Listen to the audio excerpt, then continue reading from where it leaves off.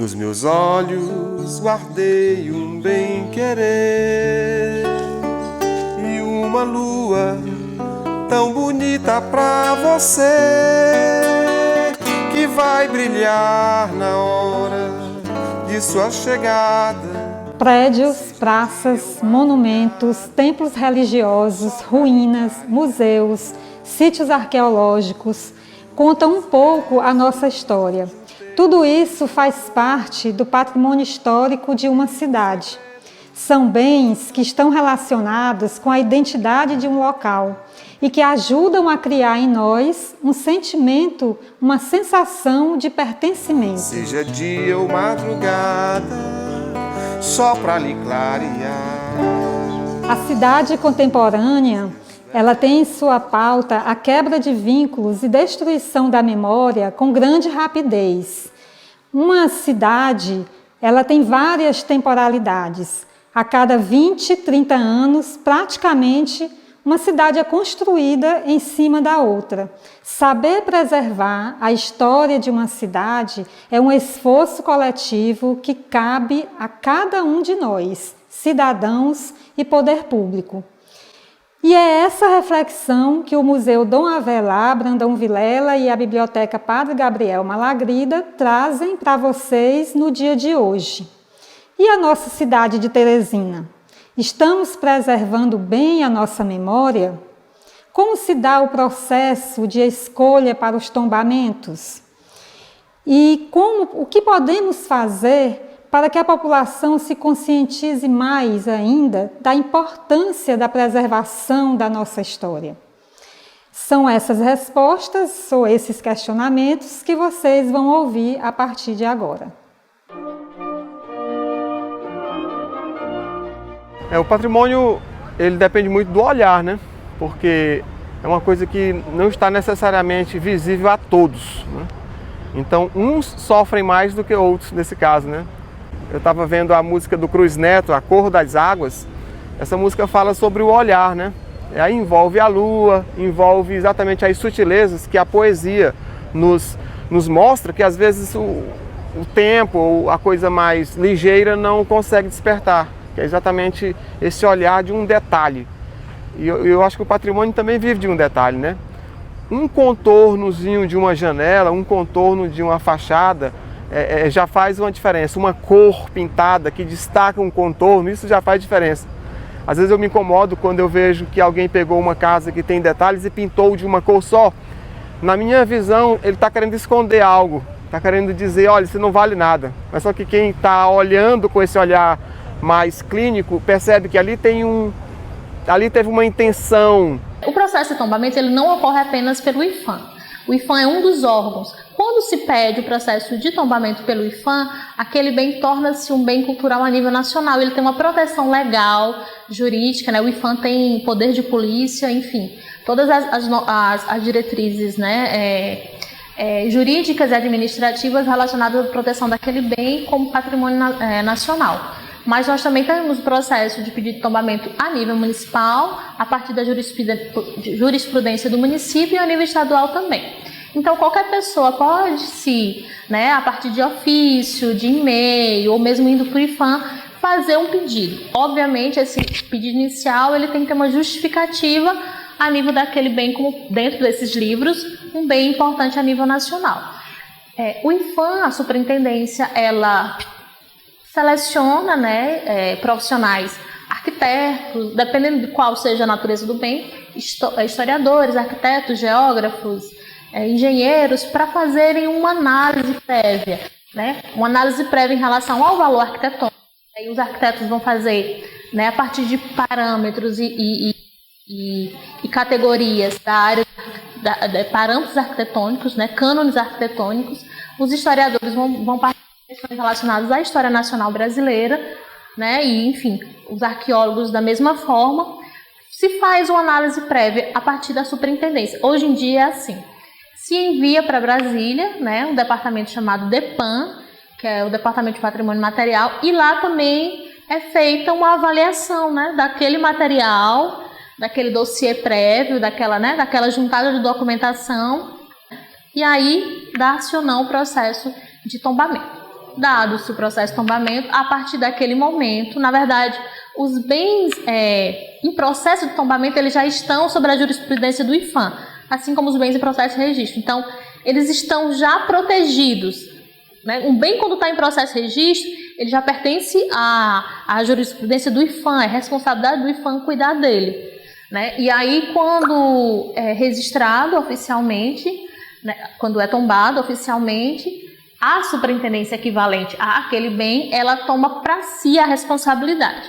Não basta apenas o tombamento pelo poder público. A gente precisa que as pessoas conheçam, se identifiquem, porque a gente só defende aquilo que conhece, aquilo que ama. Uma cidade, ela é feita pelas pessoas e as pessoas são representadas pelos espaços, pelos lugares edificados. Então, quando a gente derruba um prédio, é um processo de apagamento, que nós vamos entrar continuamente em um outro processo, que é o de esquecimento. Então, retirar as edificações, maltratá-las, destruí-las, é retirar a identidade, é retirar a história das pessoas que fazem, que formaram e que construíram essa cidade.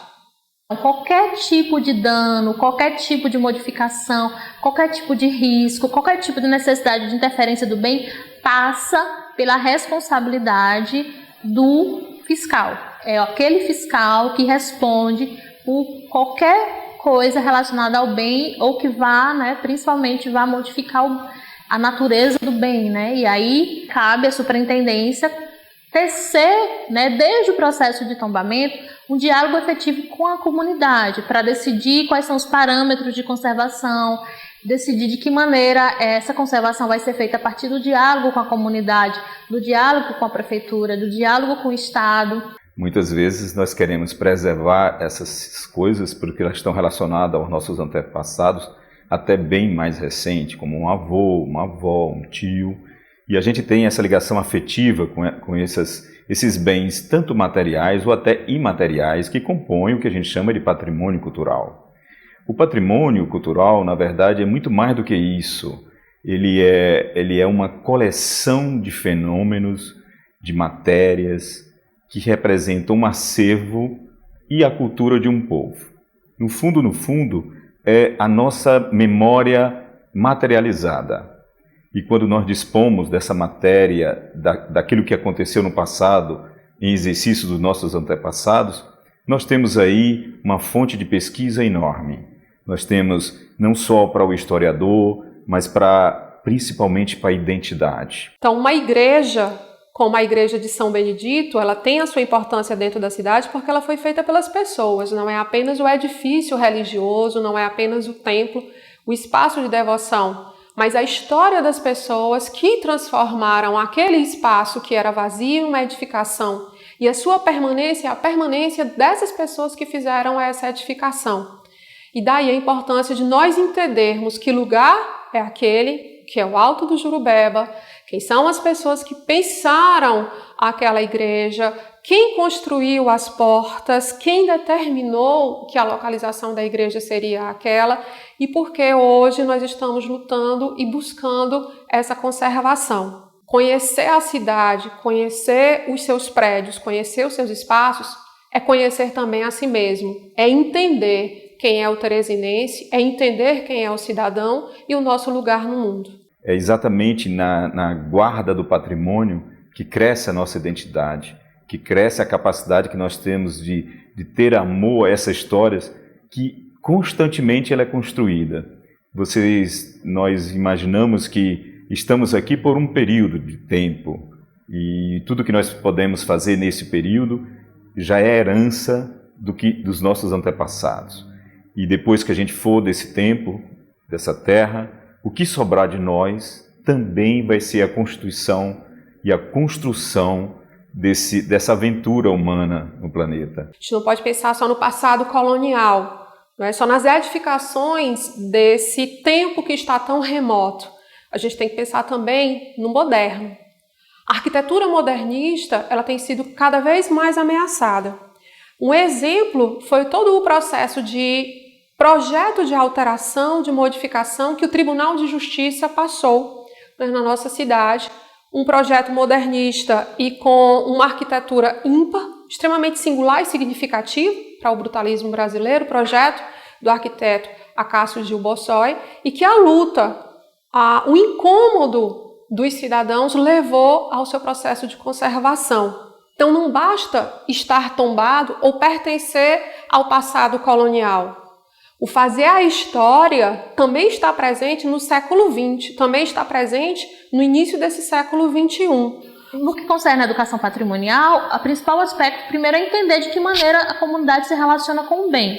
E, a partir daí, construir metodologias, o que a gente chama de usufruto do bem, né? Fruição do bem, formação em relação ao bem. Né? Há vários aspectos que têm que ser trabalhados, mas o principal aspecto é de que maneira os sujeitos eles se apropriam do bem. Muitas vezes há uma crítica de que Teresina é uma cidade sem memória, porque ela não preserva os seus prédios, porque ela não tem pena de substituí-los em nome de uma modernidade, em nome de um avanço. Então a luta ela é constante, ela não para que a gente consiga ter essa preservação. O que observamos agora em Teresina, de fato, é uma destruição sem sentimentos, né? Uma destruição maléfica de uma série de monumentos, casas, e que representariam muito bem a base, o palco, para que a gente possa exercer essa cidadania, buscando a nossa identidade, buscando a nossa história. Então eu sinto assim uma dor que é difícil de traduzir, porque nem todo mundo percebe o que representa a destruição de uma casa no centro da nossa cidade. Talvez seja só, vamos derrubar coisa velha e construir uma coisa nova. Aquilo que pode estar velho, ele está velho porque não está bem cuidado. Mas quando mesmo sendo antigo e sendo bem cuidado, aos nossos olhos ele continua novo. A ideia é de que haja um uso público, de que aquele bem ele não tem uma natureza privada, ele tem uma dimensão pública. Daí a intervenção do IPHAN. Né? Ele é tão importante que ele deve ser usado publicamente. Então, há uma certa restrição do direito privado do bem. E a gente precisa entender esse processo de existência, senão ele vai entrar no abandono. Uma arquitetura modernista extremamente abandonada, que nós podemos dar como exemplo, é a Praça da Costa e Silva. É uma praça que vem com um projeto urbanístico inovador, completamente revolucionário, uma das poucas praças de projeto paisagístico de Roberto Burle Marx dentro de uma capital, e ela já começa sendo afastada da população no momento do seu gradeamento. E esse gradeamento faz, se eu não posso entrar, se eu não posso me permitir, eu não pertenço, isso não faz parte da minha história, isso não faz parte de mim, e o abandono tem sido cada vez mais gradativo. Não é de se espantar de um dia da gente acordar e essa praça não existe mais. Veja como é difícil, por exemplo, o que a professora Niede Guidon faz nas pesquisas na Serra da Capivara. Ela tem uma dificuldade enorme, porque aí ela está fazendo uma viagem diferente. Ela está buscando um passado que não foi preservado, que talvez esteja sedimentado em cima de areia por cima de areia, que é trabalhoso buscar isso. E às vezes, quando se busca, nem sempre é a real verdade daquele instrumento. Ele é descoberto, mas ele está envolvido de incógnitas. Então, nós não precisamos preservar tudo, mas nós devemos preservar aquilo que é mais simbólico para toda a sociedade, de uma época ou de um momento histórico que vivemos. O patrimônio arquitetônico, ele é um marco visual, ele é um marco geográfico, ele é um marco identitário dentro da cidade. A casa da Dona Carlotinha, por todo o descuido dos anos em que ela se encontra fechada, um piso já extremamente deteriorado, a casa no processo de afundamento mesmo dentro do terreno, fechada, ela não serve a ninguém, ela não serve à cidade, as pessoas vão passando e não existe nenhum tipo de identificação de que ela é, qual foi a sua importância. Do mesmo jeito, o prédio da Previdência, que foi a primeira grande edificação de vários pavimentos em Teresina, e ela está lá, num risco iminente, inclusive para a população que se movimenta naquele entorno da praça. Então não basta o tombamento, é preciso entender a importância, o motivo que levou ao tombamento desses prédios E a ocupação, o uso, tombar para preservar, mas tem que ser ocupado, tem que ter uma finalidade. Se não existir usufruto pela população, o destino vai ser sumir, literalmente desaparecer do mapa. Existe em nossa cidade uma série de monumentos ou casas que deveriam ser realmente preservadas para garantir esse futuro para todos nós. Os nossos filhos precisam saber o que é, por exemplo, a decoração de uma sala dos anos 60, ou um livro como ele era impresso há 100, 200 anos.